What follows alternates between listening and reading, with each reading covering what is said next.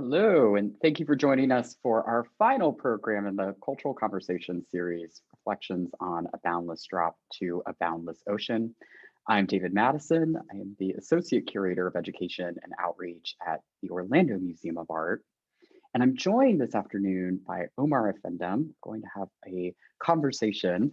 And I'm going to just briefly read your bio, Omar, and then ask you to introduce yourself further. But Omar Offendum is a rapper and poet known for his unique blend of hip hop and Arabic poetry. He has been featured on prominent world news outlets, lectured at a number of prestigious academic institutions, collaborated with major museums and cultural organizations, and helped raise millions of dollars for various humanitarian relief groups. Offendum was recently named a Kennedy Center Citizen Artist Fellow and the RaceForward Butterfly Lab cohort for immigrant narrative strategy. His latest album, Lost in Translation, was released in 2020.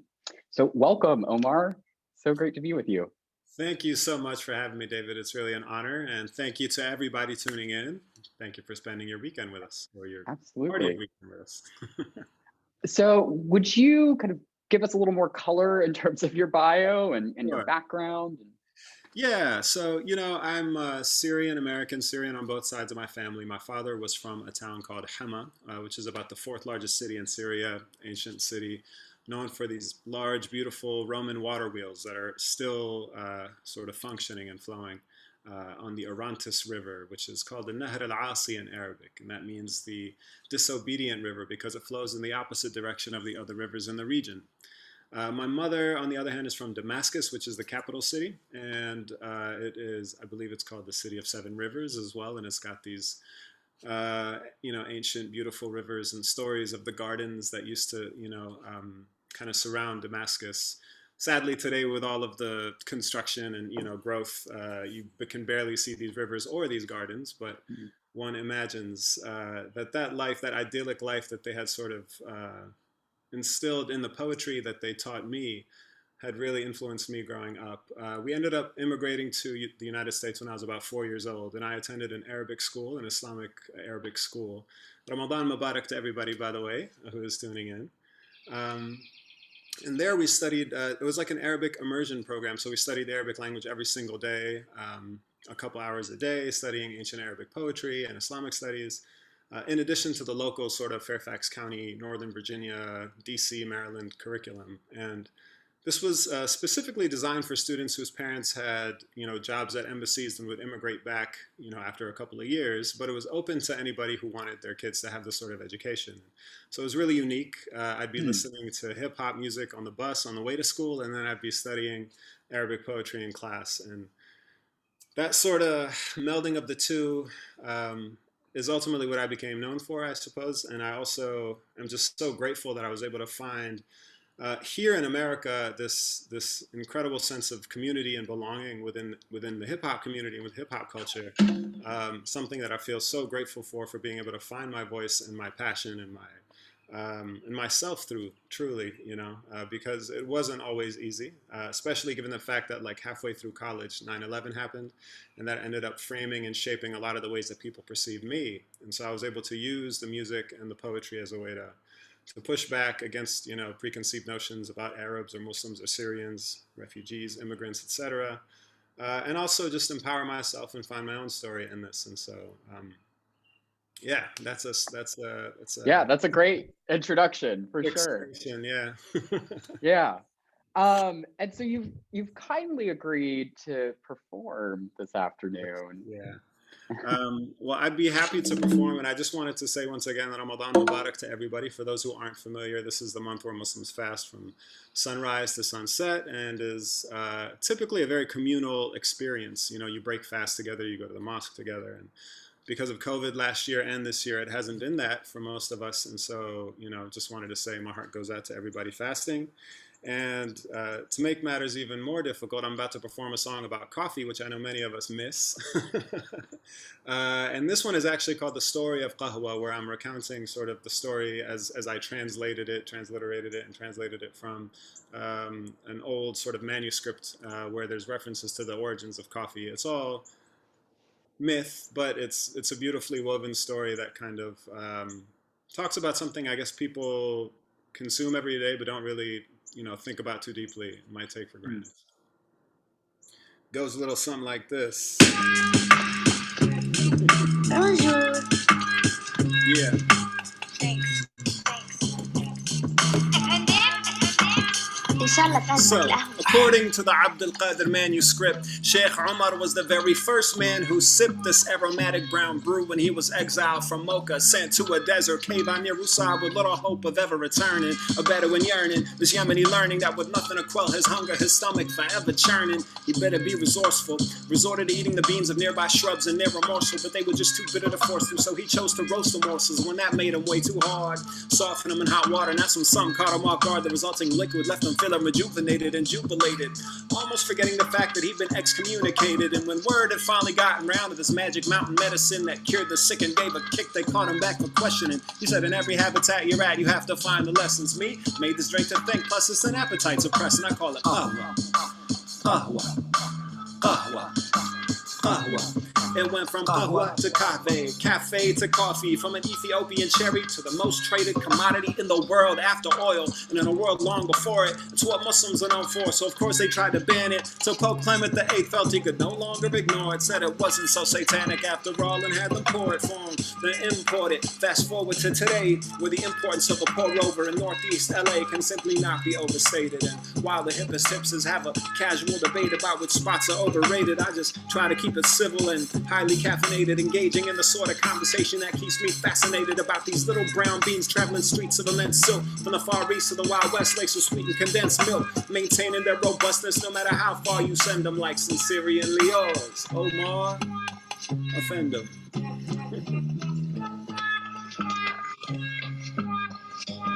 That's awesome. Thank you. Yeah. My pleasure. My pleasure. Oh I my have to God. say, I miss performing. I miss performing on stage. I miss performing for people. So even getting the opportunity to do this for folks at home, it's a blessing because it's something that I feel like I said in the beginning really helped me sort of find myself in this crazy time, at this crazy moment in American history, crazy moment in history, to really reconcile a lot of the things that I saw at odds with one another, at least in terms of how we were represented in the media and how I was living my life and what I saw in my community around me. So um, once again, a huge thank you to the founders and originators of hip hop culture, firmly rooted in Black culture, for letting an immigrant find his voice through this. And also a huge thank you to Khalil Gibran and all of the poets who left this really huge poetic legacy for Arab Americans to draw from, like myself. So. Absolutely. So that leads into my first question actually for you, but I do want to quickly say for those of you who are watching right now, we encourage you to participate, to join in, add into the chat. If you have questions for Omar, I'll ask those along the way. Just go ahead and type those into the Q&A, which is located at the bottom of your toolbar. But yeah, we're just gonna kind of go back and forth here. And I do, so you brought this up, and I do want to talk a little bit about Gibran later on.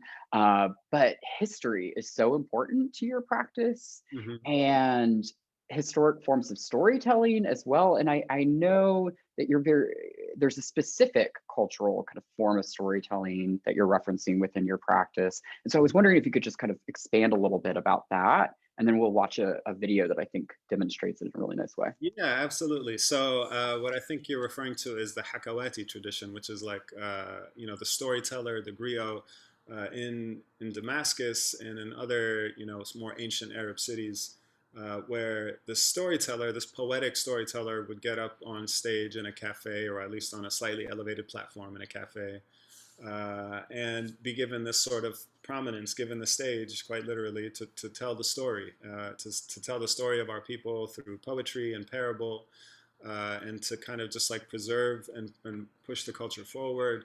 Oftentimes, when things would happen in the community that needed dealing with, he would sort of like come up with stories that were metaphoric to kind of get at what could potentially be solutions for the community, for the issues the communities were grappling with. And yeah, just a generally very beautiful sort of poetic communal figure. And so I found some resonance with that and what I was seeing in hip hop culture in terms of how young people were drawn to the voices of rappers and storytellers. And and spoken word as well, slam poetry, a very similar sort of feeling. And so I wanted to kind of bridge those two in a way, and also tell the stories of the very first Syrians who immigrated to America in the late 1800s and early 1900s, ultimately settled in a community on the Lower West Side of Manhattan, on Washington Street and in between Rector and Albany. And this was sort of like referred to as Little Syria, or the Syrian colony, and the very first Arab American community. It's where the printing press was modified to be able to print in Arabic faster. It's where many dozens of newspapers were published, and where we learned a lot about the stories of that community from these newspapers. At least I did. And it was interesting also to work on this sort of hip hop theater mashup of these two experiences, and read the newspapers and the stories from the community, read what was written about the community in like the New York Herald and other publications, which you hear a clip from in the beginning of this piece. And then also how they wrote in English to Americans, or to American people, so like in Arabic to themselves, in English to Americans, and then how Americans were viewing them, or at least newspaper journalists. So it's a fascinating sort of way to kind of affect the community in these different ways. And it ultimately, resulted in this performance that people are about to watch, that we gave at the Kennedy Center. This was an 11-minute medley of an hour-long show, and it features myself and my two musical collaborators, Ronnie Malley, who's a phenomenal oud and multi-instrumentalist sort of player, Arabic great-grandfather of the guitar, fretless oud. And then thanks Joey, who is a beat maker originally from Syria as well, but born in Brooklyn, and he's on the drum machine. So.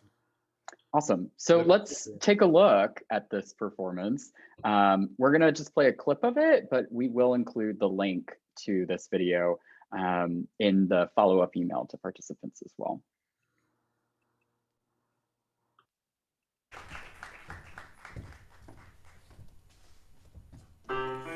The Syrians have been neighbors of the captains of finance and industry for many years. They settled in Washington, Greenwich, Rector, and other streets on the west side of the divide fully half a century ago. It was purely an accident that brought the first Syrian to the district. He got lost in the shuffle at the immigrants' landing at the Battery, drifted into Washington Street, where his red fez and foreign dress attracted the attention of the Irish youngsters who, after giving the lost foreigner an ungracious welcome, permitted him to settle in their midst. Friends from overseas followed him to the downtown tenement district. They came in a steady stream, pushing out the old residents little by little until they controlled the district. Syrians now occupy tenement after tenement, using them for workshops and homes. When Wall Street interests found expansion to the north and south was blocked by well-established business settlements, determined not to be disturbed, there was no other alternative but to invade the dwelling place of the Syrians.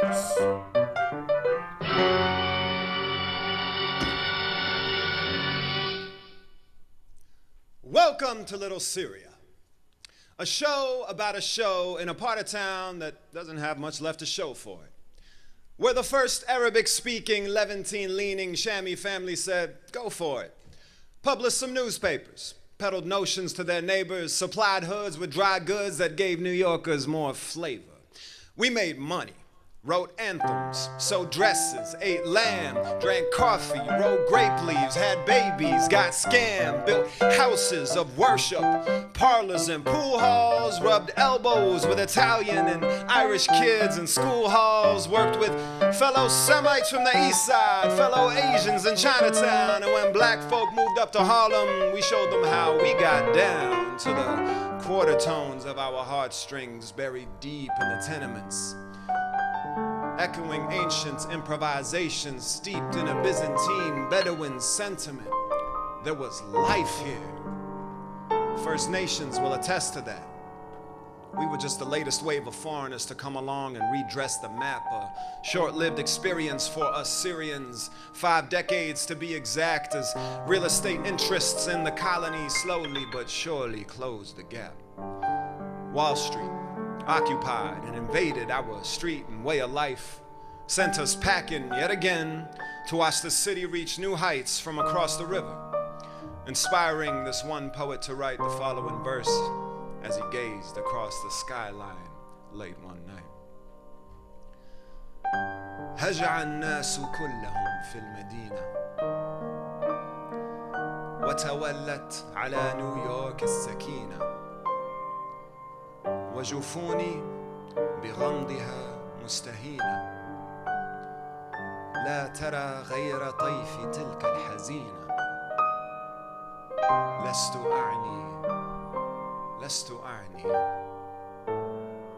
أعني بها سوى سوريا لست أعني بها سوى سوريا لست أعني بها سوى سوريا.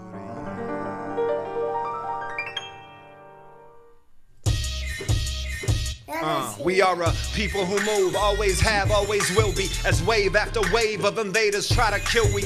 Romans, Persians, Mongols and Crusaders, Turkmen, Frenchmen, countless other raiders. Look, that's why I keep my boots out, waiting by the door, but you could never tear my roots out. Of this you can be sure, Syrian to the core, much like world history. Civilized yet vilified, shrouded in a mystery of great misunderstandings like some tragic game of telephone. Using our own gospels to justify them hellish tones, violence prone, banging on our bones like some xylophone. Music to their ears with the droplets of our tears, but no more. It is time for a new chapter in this land of opportunity, where promises of rapture and happily ever after lay behind the golden door, at least for those who showed up voluntarily, albeit warily. So I'm going to stop it there, but again, I'll share the full link in the follow-up email with everyone. And so a lot of things. I think that I've watched that video several times now, and I always get something new out of it. But I'm thinking about, you talked about Hakawati, the storytelling tradition, and it's very nonlinear from my understanding, like the way like the storyteller would kind of weave in and out, which is what you are enacting in this particular scene or in this performance. And so I'm thinking about that. I'm also thinking about how you're embodying history in this performance, right? Like there's this really neat moment at the start where I think it was an accident, but you drop your you drop it, and you reach for the score, but you're totally in character, right? You're embodying this historical kind of persona from Little Syria as well, and so that and the storytelling and like place is so important to this narrative. And so I'm wondering, like, if you could just kind of expand a little bit about how place influences maybe or history influences your practice and your writing. Absolutely. So, I mean, those are all really great points. I think, first of all, I definitely did drop that by mistake, and that was terrifying, but I'm glad I worked through it the way that I did, because it was still very fresh. The material was still very fresh at that point. We had literally just written it and recorded it in the span of a week and had performed it once and then went our separate ways and then reconvened a month later and literally said hello maybe 5 minutes before that and got on stage. So it was a very, again, very raw sort of like experience for us on stage as well. And one of the things that I remember I had in mind was not just the Hakawati, but in the old newspapers from the community, there was this one column written by one of the writers that was called The Sage of Washington Street. It was like a pseudonym. And it was kind of like advice to the new immigrant, you know, kind of thing on how to like settle, among other things. So I kind of had that idea in my head as I was performing as well. But place is absolutely essential to the story and to Arabic poetry. Ironically, one of the oldest traditions in the poetry is this notion of al-waqf ala al-atlal, which is like standing upon the ruins or upon what used to be the old settlement. And if you're thinking about like this Bedouin culture that, you know, always sort of was migrating, before they would leave or depart, the poet would stand up on like an elevated sort of part of the site and recite a poem almost in eulogy to the place, like goodbye to the memory, you know, of this one place that you know, life used to be lived. But if water ran out or for whatever reason there was a battle that went the wrong way or something, folks had to leave. And so this was a part of the tradition from the very start, before anything was even written down, you know. And so it was this oral culture that preserved its stories in this way. And I think that's always lasted to some degree. And you see that even with all of the sort of political struggles, and you hear it in the words, and echoing in the calls for justice for the land and for the people of the land, etc. So it's like a continuous theme, but it also is the one of migration, and kind of being in the ghurba, so to speak, or like the what's referred to as the West, but kind of also is the same word as like strange land, like where you're a stranger, where you feel estranged. And so that notion is also very deep in the poetry as well. And I felt like there was something really poetic about the fact that this community that had settled in this part of Manhattan and then ultimately got pushed out, as I was literally reading word for word in that first newspaper clipping that I was citing, it was like a 1920 article from the New York Herald, where they're talking about Wall Street literally like occupying and pushing out the Syrian residents from the community to build these tall skyscrapers to, monuments to capitalism, Which we see today, right? Like yeah, it's a constant narrative. Yeah. Street as like the, as ground zero, as like where the Yeah. trade center was.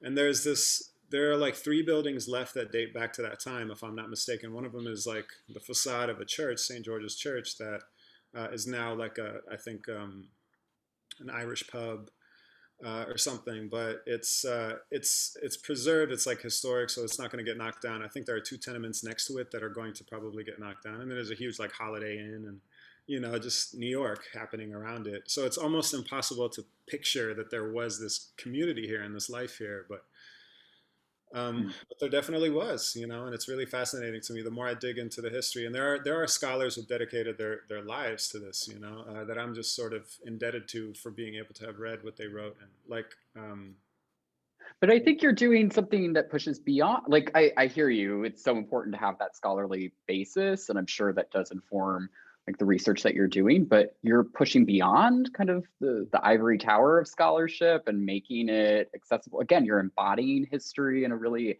interesting way through these performances to me. I mean, that's just my thought process, but yeah, I'm and also, like, almost weirdly like voyeuristic for me as an immigrant trying to live this time back then, where it was like this new excitement about what this was, but also to be aware of what the context is today and how a lot of the things haven't changed. Like there are moments in this performance where I recite I just go like headline after headline from like the late 1800s to the early 1900s. And they could all have been lifted from today, like Syrians must be deported, Syrians must go back home, no more Syrians allowed, da da da da da. And this is literally 120 years ago, same sort of language is being used. And that kind of aha moment is difficult to grapple with, but it was very somehow liberating and great for me to be able to kind of experience that. And like you said, literally live it out, create this new world where I could feel this kind of energy that I was excited about, and absolutely. yeah. So I want to build on that a little bit, because I think that's really interesting, this idea of as poet, as testifier to history and cultural heritage, preserving cultural heritage. And you do that in other ways too, through collaborations. And I know I want to just like briefly show it. I'm not going to play, I didn't get the video, but I just want to briefly show the Damascus room that you collaborated on a spoken word piece based on this room. This is at LACMA, and you've kind of collaborated with other museums and universities as well. And I will send, and it's gorgeous, but I will send the link to this page to our participants. But could you just like talk a little bit more about that project too? So, I mean, for folks who also are unaware, I had actually graduated from the University of Virginia with an architecture degree and worked for an architecture firm for almost a decade while I was moonlighting as a rapper. And in college, I had interned at the Historic Renovation Committee in the old city of Damascus for a couple of summers, back to back, working on old Syrian, Damascene Arabic homes like that in the old city of Damascus, and just studying them and learning what architects and preservationists were working on, and how things were built in this most ancient of cities, you know, from hundreds and thousands of years ago, and just seeing layer upon layer of its history built on top of itself, quite literally, even in the foundations of what is called the Great Mosque today, that used to be the Great Church, that used to be the Roman temple to Jupiter, that used to be, you know, this temple to the storm god Baal, like this thousands of years of ancient, you know, sacred traditions happening in and around the city, and people buried there, and, you know, the kinds of conversations that I've had with people walking up and down those streets. But it just left a huge mark on me. That, coupled with the Arabic poetry of people like Nizar Qabbani describing life in the old city, in a lot of these old courtyard homes that my mother and her friends went to school in and grew up in. And so that it's always been a huge part of my life. And to work on this project, especially at this time, was really meaningful to me, because this was sort of the height of the Syrian conflict, the Syrian civil war. I think it was about 2015 when they first approached me. And so I hadn't been to Syria for almost, you know, 4 or 5 years at that point. And I got a call saying, hey, there's this project that we're working on at the LACMA. There's some poetry on the walls. We'd love some help sort of translating and reciting and recording recitations of this poetry for the exhibit, you know, when it's ultimately done. And it's here. It's like literally a couple miles away from where I am, on the Wilshire Boulevard, in this like quiet, nondescript sort of warehouse. And so I remember rushing over there and going in and just being like so moved, because it was this huge rush of memories from all of those experiences, from working in the summers, from family, from friends. And it was this really gorgeous, gorgeous, gorgeous room that hadn't been varnished as they are traditionally, so it wasn't dark the way they usually are. So you got really vibrant colors, and the detailing, the paneling, and seeing it all come together like a puzzle piece, because it's taken apart like a puzzle, and then it's numbered and then put back together. And anyway, a beautiful, beautiful experience, being able to work on that. And one thing led to another, where they said, okay, could we maybe just film you as a sort of video component to the exhibit. So we worked that out, and I also ended up filming scenes of it for my own music video, or filming scenes of my own music video in that room as well. And then ultimately writing and recording a sort of special spoken word poetry piece for it that's on that page of the link that you will be sending to everybody. Yes. But so we are going to watch the Close My Eyes video, which is with the video that includes a clip of this room. So do you want to just briefly introduce that video? Yeah. Absolutely. So Close My Eyes is a very special personal project for me that I worked on. We ultimately released it in December of 2018, but it took many years to kind of come together. Many years, in fact. It's a eulogy to my father, who passed away when I was 12 years old. This was 1994, 1 year after we became citizens here in America. And it took that long to kind of write the song, you know, in eulogy. And it happened pretty soon after I became a father myself for the first time. I have 2 children, Gibran and Ella, with my wife Ashley. And it was a couple years after having Gibran that it really, like, the emotions started, you know, rushing through, and realizing that I had this little person calling me Baba, and I hadn't had that feeling in so many years. So this song came together really beautifully with some friends of mine. There's a qanun player featured on the song named Saruna, who's from Ramallah, phenomenal, phenomenal musician. Shout outs to Saruna and the whole music community in the Arab world. Also, it features, well, it's directed by Wissam Nassar, a fantastic filmmaker and friend from Los Angeles. A creative direction from Susu Attar, another fantastic artist friend of mine, originally from Iraq. And it was just a sort of like collaborative, you know, experience. The music is produced by Sandhill, who's a Montreal-based Iraqi beat maker and producer. So shout outs to him. And it features not only scenes in this, you know, 300-400-year-old Damascene home, but also scenes on a date palm farm in the Coachella Valley, at a second-generation Egyptian-American family-owned farm, on the beach in Malibu, in Echo Park, and then in my neighborhood, walking around Mount Washington with my son Gibran. So, well, let's take a look. Yeah. Listen to the memory of my father, and sort of fatherhood more broadly, and immigration more broadly. So, awesome. All right, perfect. Let me share that.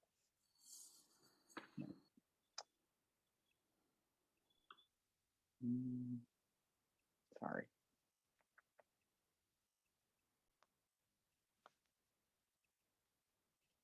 We have to.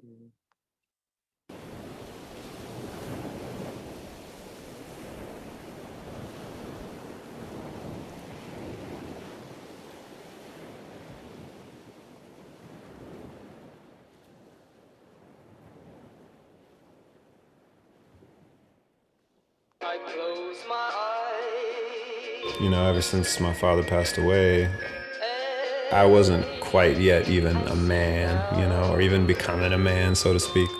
It wasn't like, boom, he's gone, you know? It was like, whoa, there's like a transition there. Literally, that's what it was. What I saw was a transition, and not like an ending of something. I bet you thought that I forget. I'll admit I've often tried. Ever since the day you left, I've been feeling lost inside, waiting here with bated breath.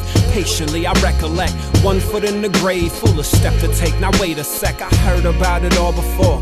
Read it in the ancient text messages delivered from the best of us to save the rest of us from grief, stress, and the weak chest. Speechless, 1 tongue, 2 eardrums, so speak less. And yes, the meek blessed with inheriting this earth. But until then, I worry for children who perish first, carrying thirst, walking miles for polluted water, buried in turf, lost smiles in a slew of martyrs. Is this the type of life we're meant to be living, where history's repeated, tragedies we're reliving, huh?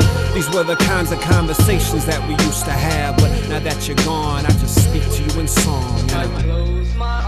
I know what kind of man he was. I know the kind of character that he embodied, and that decades later, you know, I'd hear stories from family friends or family who say that he helped them get on their feet, he helped them get out of Syria, he helped them get a job, he helped them get a passport and become citizens here in America, he helped them change his life, he helped. I've just been really lucky, you know, that's what I saw first.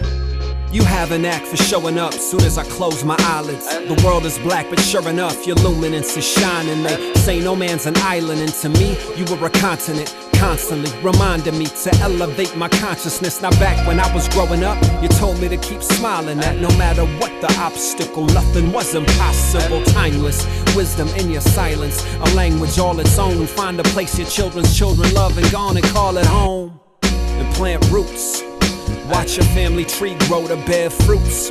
Can't let that pride in ye grow. Set aside your ego. In the eyes of people, we share truth. Clear through windows to a soul center.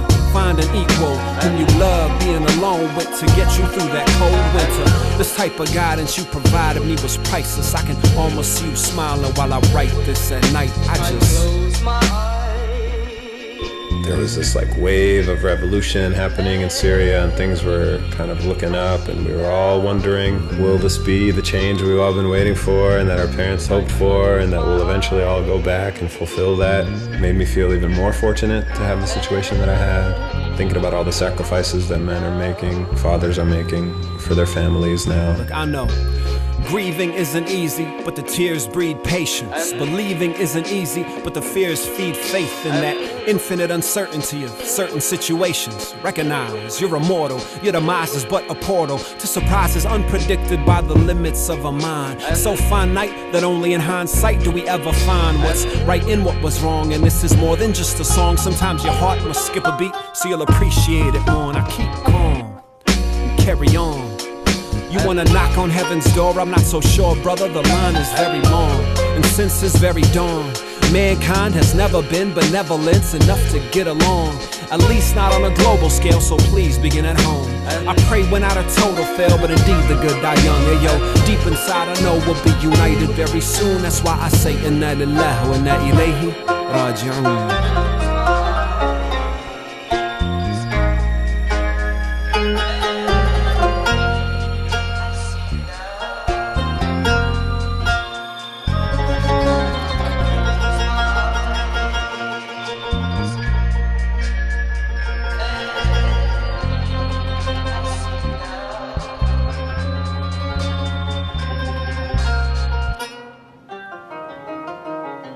Facing the mortality of a loved one, your own mortality. Allah is everything, everywhere, always, you know. And To the one we belong, to the one we all return. And you hear echoes of that in so many different faith practices and traditions all around the world, throughout time. And there's references to that all over the place. In nature, the fact that we share our DNA with plants and so much of it, that we just go right back to it.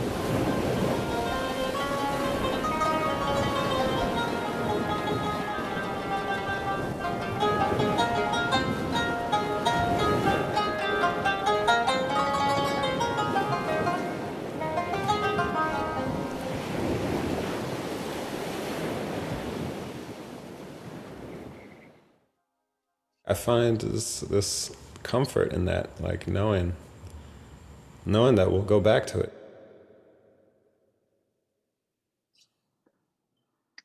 Yeah.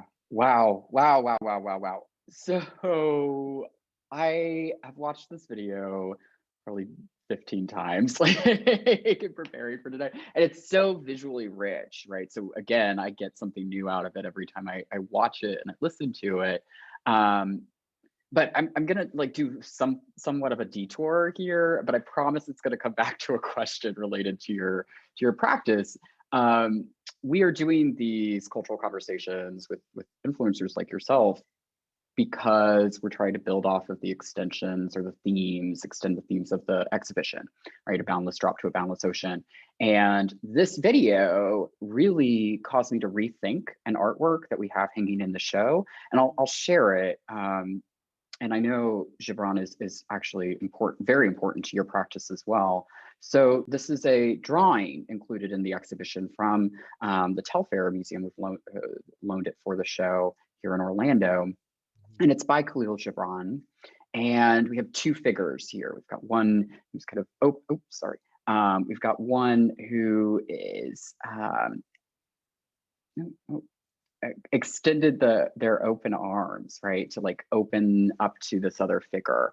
And every time I look at this image, I think about this quote from, sound a little pretentious, but like Roland Barthes, who is a French theorist, and he says he's describing the practice of being a lover, but I think it's actually a really fitting metaphor to the story of the immigrant's journey as well. He says that he oscillates or vacillates between the open arms of need and the raised arms of desire. And this is just such a fitting illustration of that concept. And Bart goes on and he talks about those open arms as the arms of the mother, and a mother's love. And I was thinking about this a lot looking at this image, and I realized we really don't have enough information, but I'm so quick to gender this character kind of beckoning in as a mother figure, as like a maternal figure.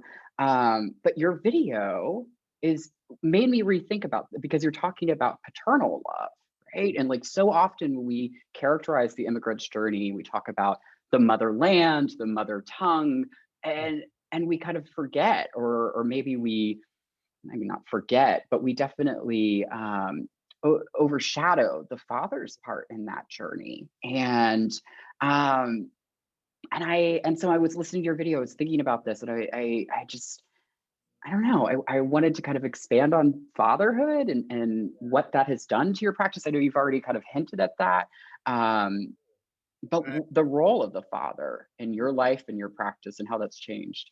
Sorry, I know it was a detour. I think it's a beautiful, sort of way of understanding this idea. I think, for me, it's twofold. I absolutely agree with what you say in the sense that we kind of make these gendered assumptions often about different things in life, and even the metaphors that we attach to certain things. I'd never thought about it this way, but just given the fact that I lost my father at such a crucial age, it wasn't just like so young that I didn't remember, and it wasn't old enough that I had a strong enough memory. It was right around the time that, a young boy would ask questions, and so with that, I think I've maintained a certain kind of, I don't know what it is, just like childlike way of looking at things. And I just always because I think about that moment every single day, And so I relate often to the things that I'm seeing my son do, now. It's not just like I remember, it's like I know exactly how you feel, because that's kind of how I still view things in a lot of ways. And so I'm sitting there having these experiences and conversations with my son as we walk around the neighborhood. And I just start to imagine what, it can finally feel like to kind of fill that void that I've had in a weird way, in an inverse way, by just being open with my son in this way and learning from him and him learning from me, and us growing together in the way that I feel like I might have always wanted. And in some way the immigrant's journey can feel like that too. I can definitely agree with that. I mean, like you want to belong, you want to be here, you want to kind of engage, but you also don't want to lose your sense of self and your identity in the process, and you don't want to have to sacrifice too much for any one thing. At the same time, you have to ultimately reconcile the fact that no matter what, when you go back home, you're viewed as not fully from there, and when you're here, you're viewed as not fully from here. And so Edward Said had a really beautiful quote that I mention often, and it's just basically sums it up. He said, "With so many dissonances in my life, I've learned to be not quite right and out of place." And in a lot of ways, being immigrant, but then also in this very sort of patriarchal Arab culture, where boys often work with their fathers or things like that. Having a very different experience for myself in that regard helped me even relate to a lot of the things that I was hearing in rap music with a lot of young men, though the circumstances were different, but growing up without fathers, and just knowing what that feels like and having to kind of navigate and have your mom try to fill both roles as best as she, but there's obviously limitations to that. And yeah, I tried my best with this piece to really be as honest about all of these different things, and not necessarily like act like I have all the answers now either. Certainly not to fatherhood nor immigration issues. I think they'll just continue when they'll look at them differently.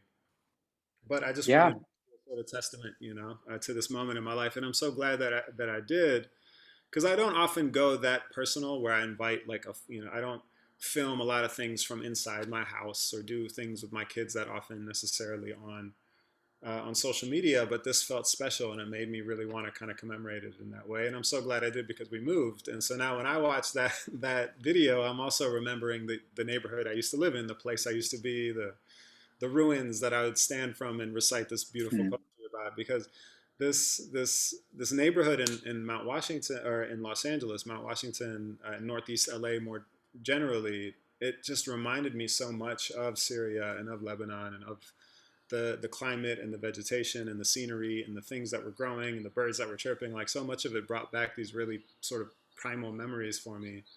There's this great scene, which I think is an illustration of everything we're in this video, where you're pushing the stroller and it's like uphill.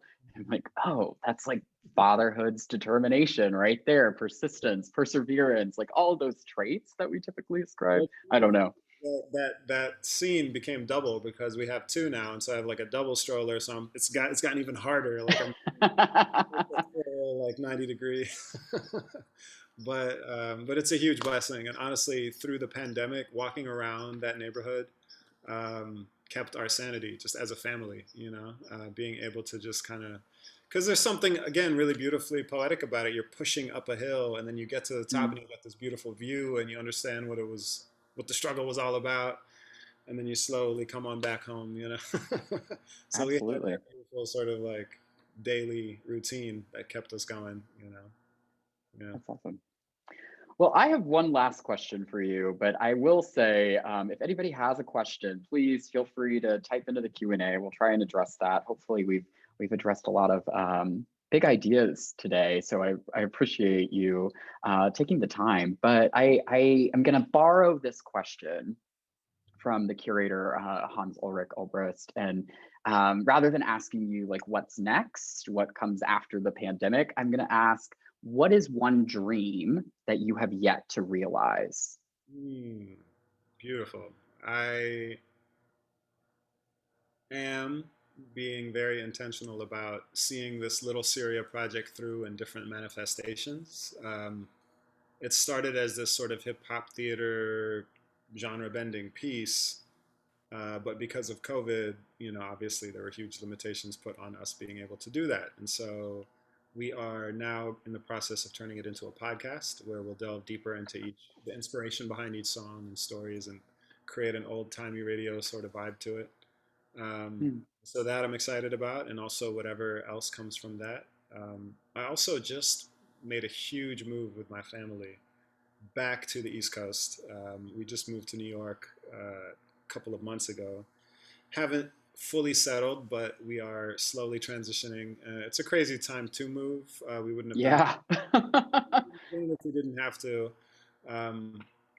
But we're glad to be close to family, and I miss California. I miss Los Angeles every single day. But at the same time, New York is New York, and there's nothing to complain about. This beautiful city is not just the birthplace of hip hop, but also the place where this story, Little Syria, first began. And so, for me to be able to just drive, or take a train and get to that place, again, the Lower West Side of Manhattan, or to Battery Park, which is like where early Syrian and Lebanese immigrants would hang out and get a breath of fresh air. To just know that life existed there, that it inspired people like this man right here. Yes. Or Amin Rehani, Ilya Abimadi, all these amazing writers whose work has influenced me. And to think about their life in this city, in New York City, and what that must have been like back then it's going to be a beautiful exploration journey in different ways for me, I think, over the next few years. So that's it. That's the dream. All right. That's a big dream. That's a lot. I'm excited for this podcast, though. That coincides with things slowly opening up again. Because I always envisioned this show and this performance to be an intimate one, not like some giant stage thing. And so hopefully as the world opens up a bit more, we can do more sort of smaller engagements and performances of this piece as well. Yeah. Awesome. Well, I'm looking forward to watching and seeing where this goes, for sure. Well, thank you for hanging out with me and chatting. Thank you to everybody tuning in, and to the Orlando Museum of Art. By the way, the initials are just amazing. OMA. All you're missing is an R, and That's true. Oh, I love that. Well, I will say again, thank you so much, Omar, for hanging out and for sharing your music with us, for sharing this art with us, and building on the themes of this important exhibition, A Boundless Drop to a Boundless Ocean, which is on view through May 2nd. This is our last public program for the exhibition, but all of the recordings are online, including this one will be at omart.me/boundless programs. And so we will send you that in the link as well. Thanks again, and have a great Sunday afternoon, everyone. Can I also say thank you to Shiva Balari for putting this all together? Our wonderful curator. Thank you. Yes, the incredible curator of our exhibition. So yes, many thanks to Shiva for helping to organize this one. All right, well, thanks for building community with us, Omar. Have a great rest of your day too. You too. Take care, everybody. Take care. Bye, everyone.